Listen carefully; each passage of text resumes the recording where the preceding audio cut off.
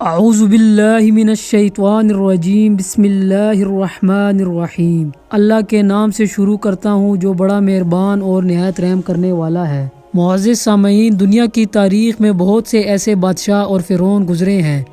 جن کے پاس مال و دولت کے بے شمار انبار تھے، لیکن جب بات کی جائے قارون کے خزانے کی تو ان بادشاہوں اور فرعونوں کے خزانے قارون کے خزانے کے آگے کچھ بھی نہیں۔ قارون کے پاس کتنا خزانہ تھا، اس کا اندازہ اس بات سے لگایا جا سکتا ہے کہ آج کے دور میں تمام دنیا کے مال و دولت اور تمام خزانوں کو جمع کیا جائے، اس کا موازنہ قارون کے خزانے کے ساتھ کیا جائے تو دنیا کے تمام مال و دولت اور خزانے قارون کے خزانے کا ایک معمولی سا حصہ بنتے ہیں، بلکہ قارون کے پاس اس سے بھی کہیں زیادہ مال و دولت اور خزانے تھے۔ تو حقیقت میں قارون کون تھا اور اس کے پاس اتنا خزانہ آیا کہاں سے، اور پھر اس خزانے کا قارون پر کیا اثر پڑا، اور اس نے کس طرح اللہ تبارک و تعالیٰ کی نافرمانی کی، اور اللہ تبارک و تعالیٰ نے اس کو کس طرح زمین کے اندر اس کے خزانے کے ساتھ دفن کر دیا۔ ایک روایات میں آتا ہے کہ قارون بہت ہی خوبصورت آدمی تھا جو حضرت موسیٰ علیہ السلام کا چچا زاد بھائی تھا۔ وہ بنی اسرائیل میں تورات کا بہت بڑا عالم تھا اور با اخلاق انسان تھا، لیکن بے شمار مال و دولت کے آتے ہی ایک دم سے بدل گیا اور حضرت موسیٰ علیہ السلام کا بہت بڑا دشمن اور مغرور ہو گیا۔ پیارے دوستو، اس کے پاس اتنا خزانہ تھا کہ 70 اونٹ اس کے خزانے کی چابیاں لے کر چلا کرتے تھے۔ بعض روایات میں آتا ہے کہ قارون لوگوں کو سود پر مال دیا کرتا تھا، اس کے بدلے میں وہ لوگوں سے دگنا مال حاصل کرتا تھا۔ اس طرح وقت گزرتا گیا اور اس کے پاس کثیر تعداد میں مال و دولت جمع ہو گیا اور یہ مصر کا امیر ترین شخص بن گیا۔ اور جب اللہ تبارک و تعالیٰ نے زکوٰۃ کا حکم نازل کیا تو حضرت موسیٰ علیہ السلام نے اس کو زکوٰۃ دینے کا کہا، تو اس وقت اس نے حضرت موسیٰ علیہ السلام کے روبرو یہ عہد کر لیا کہ وہ اپنے تمام خزانوں میں سے ہزاروں حصہ زکوٰۃ کا نکال کر دے گا،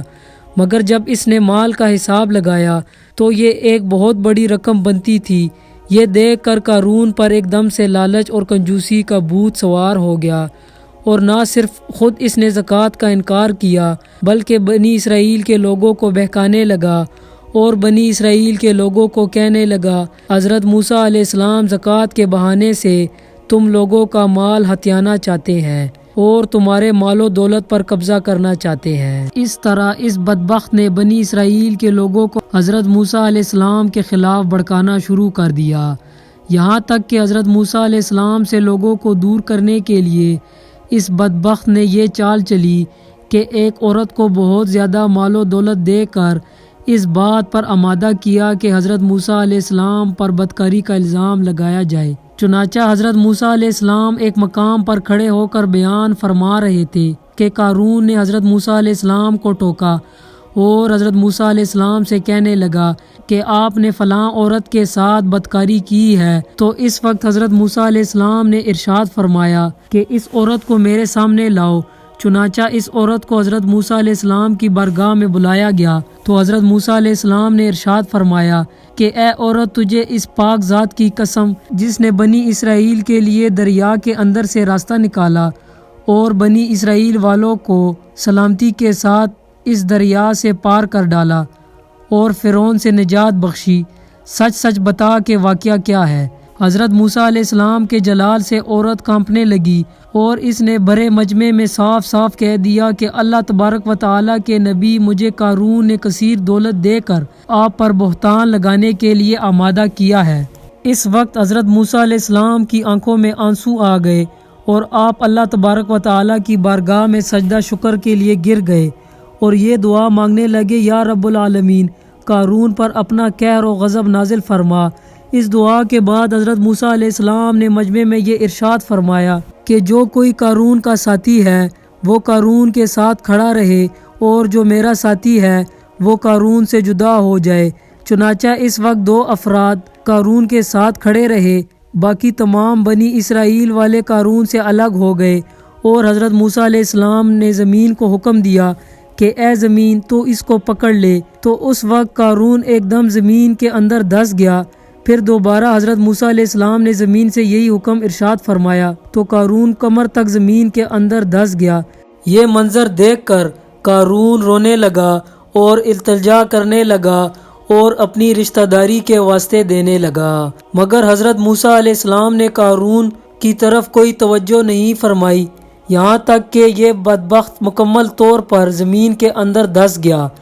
اس وقت وہ دو آدمی جو قارون کے ساتھی تھے وہ لوگوں سے کہنے لگے کہ حضرت موسیٰ علیہ السلام نے قارون کو زمین کے اندر اس لیے دسایا ہے تاکہ حضرت موسیٰ علیہ السلام قارون کے خزانوں پر قبضہ کر سکیں۔ تو اس وقت موسیٰ علیہ السلام نے اللہ تبارک و تعالیٰ کی بارگاہ میں دعا کی کہ قارون کا مکان اور خزانہ بھی زمین کے اندر دس دیا جائے، تو اللہ کے حکم سے قارون کا مکان اور خزانہ بھی زمین کے اندر دس دیا گیا اور قارون کا سب کچھ زمین کے اندر غرق ہو گیا، جس طرح اللہ تبارک و تعالیٰ نے قرآن پاک میں ارشاد فرمایا ہے، اور جو بخل کرتے ہیں اس چیز میں جو اللہ تبارک و تعالیٰ نے انہیں اپنے فضل سے دی، ہرگز اسے اپنے لیے اچھا نہ سمجھے بلکہ وہ ان کے لیے برا ہے۔ ان قریب وہ جس میں بخل کیا کرتے تھے قیامت کے دن ان کے گلے کا توق ہوگا، اور اللہ ہی وارث ہے زمین اور آسمانوں کا، اور اللہ تعالیٰ تمہارے کاموں سے خبردار ہے۔ پیارے دوستو، اس طرح قارون نے اللہ کی نافرمانی کی اور زکوٰۃ دینے سے انکار کیا اور حضرت موسیٰ علیہ السلام کی شان میں گستاخی کی، تو اللہ تبارک و تعالیٰ نے اس کو زمین کے اندر غرق کر دیا اور دنیا کے لیے عبرت کا نشان بنا دیا۔ اللہ سے دعا ہے کہ اللہ تبارک و تعالیٰ اپنے تمام حکمات پر عمل کرتے ہوئے زندگی گزارنے کی توفیق عطا فرمائے، آمین۔